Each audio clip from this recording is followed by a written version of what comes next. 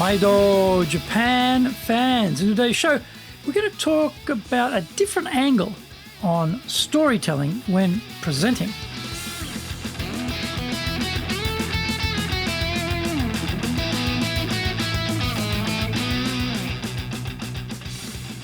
Present o master shimashou. This is the fourth year of the Presentations Japan series podcast, and we are beaming around the world to you from sunny Minato-ku here in Tokyo. I'm your host, Dr. Greg Story, your corporate coaching and training guy, committed to your success, the president of Dale Carnegie Training Japan and best-selling author, Japan Sales Mastery and Japan Business Mastery. My new book, Japan Presentations Mastery, will be released shortly. Through this podcast, I want to help you become a better speaker who is clear, confident, persuasive, and highly influential with those around you. Don't forget to subscribe and share this podcast with your family, friends, and colleagues. We are not being sponsored by Libsyn, but we value your privacy, which is why we have our podcast hosted by Libsyn, who, unlike many other podcast hosts, have a strict policy that does not allow access to your private information by anyone. Here is our daily podcast lineup on iTunes. Mondays, the Cutting Edge Japan Business Show. Tuesdays, the Presentations Japan series. Every second Tuesday, the Business Tatsujin no Oshie Show. Wednesdays, the Sales Japan series. Thursdays, the Leadership Japan series. Every second Thursday, the Business Pro Podcast Show. Fridays, the Japan Business Mastery Show. And Saturdays, Japan's top business interviews.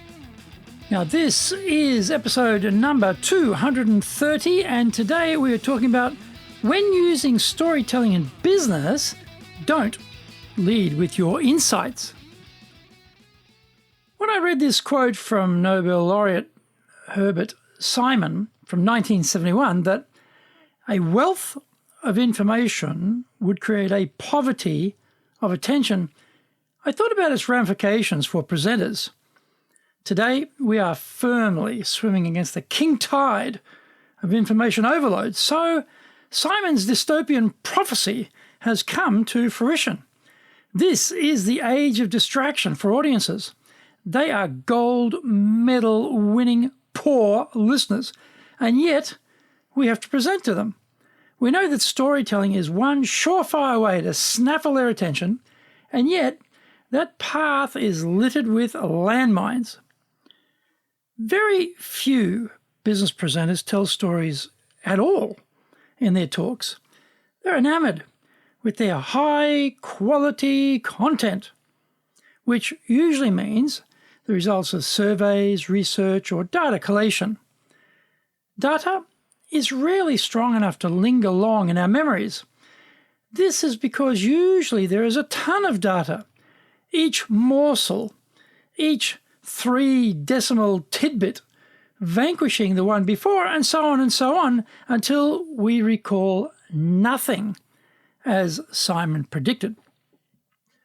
Business presenters, imagining their data is enough, are fooling themselves because their messages are not breaking through that wall of distraction and that poverty of attention. For the few who do tell stories, they are freelancing, going freestyle with no structure. They just relate what happened. What is the point of the story? Is the delivery getting the key messages in front of the audience in a way that they'll remember? Are the listeners seeing any relevance for themselves in the story? Where do we start with the story? Do we get straight to the point? Do we go to the key takeaway? Hey, get to the point. We often hear this from bosses, and we mistakenly follow that direction with our storytelling. Why is it a mistake? We have to grasp the fundamental difference between writing a report where we start with the conclusion we have reached from our analysis, otherwise known as the executive summary, and giving an oral presentation. When we launch forth with our recommendation, we open up the floodgates of rampant critique. Many who are listening start thinking that we are wrong, have misfired with our analytical findings, and have failed to account for important alternate considerations. Why do they react like that? We've put forth our main point completely naked and unprotected, so that is all they have to go on. In the sequence, our explanation of how we came to this conclusion follows next. Critically, the critics are not really listening now because they are consumed by what they think is wrong with it, so the justification portion gets lost for them. Find out more when we come back from the break.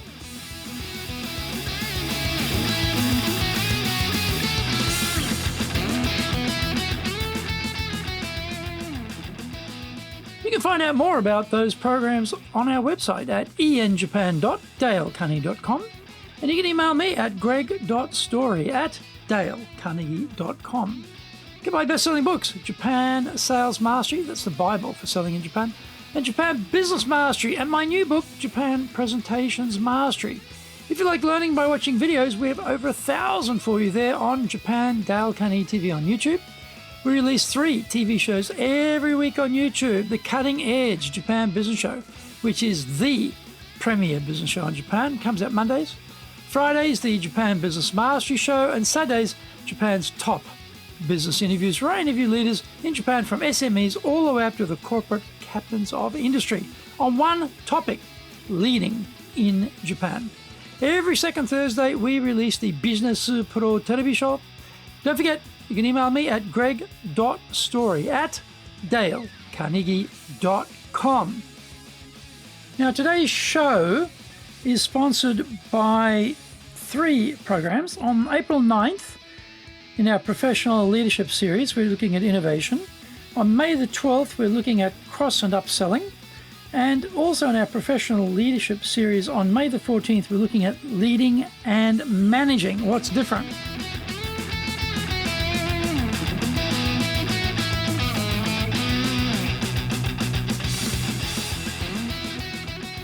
Welcome back.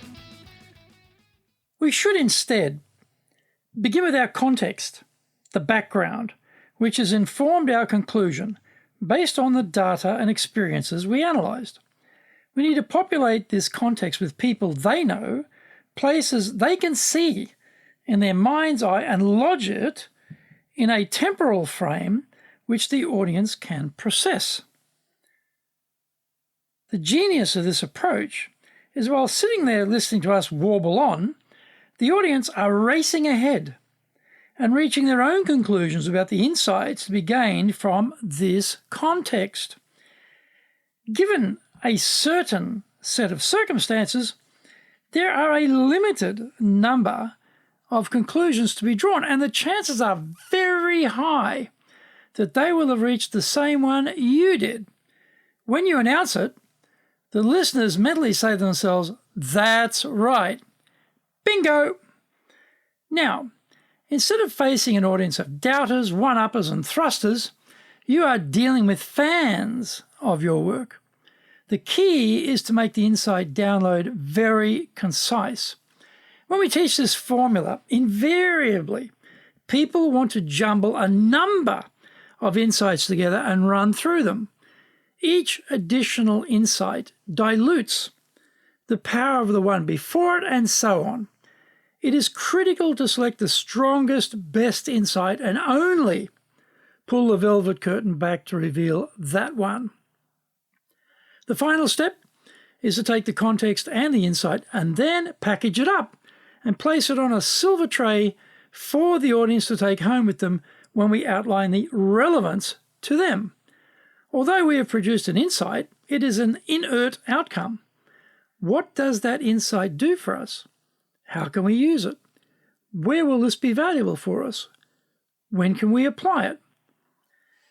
When we receive the insight wisdom and that relevancy formula attached, it makes sense. We feel attending the speaker's presentation today was time well spent. We got something worthwhile, which will help us navigate the future a little bit better and more easily. Again, this has to be done very concisely, for the same reasons discussed about explaining the insight. So, the formula is context, insight, and then explain the relevance.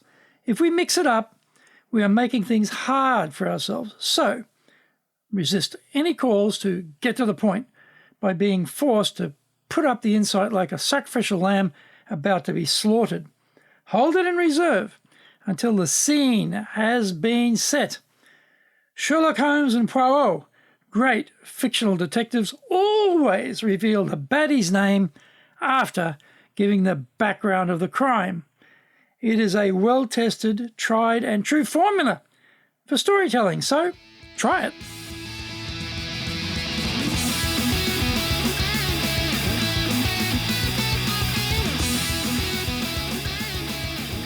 Thank you for joining the Presentations Japan series. If you got value from today's show, spread the love around and share it with your family, friends, and colleagues. Don't forget to subscribe and share this podcast.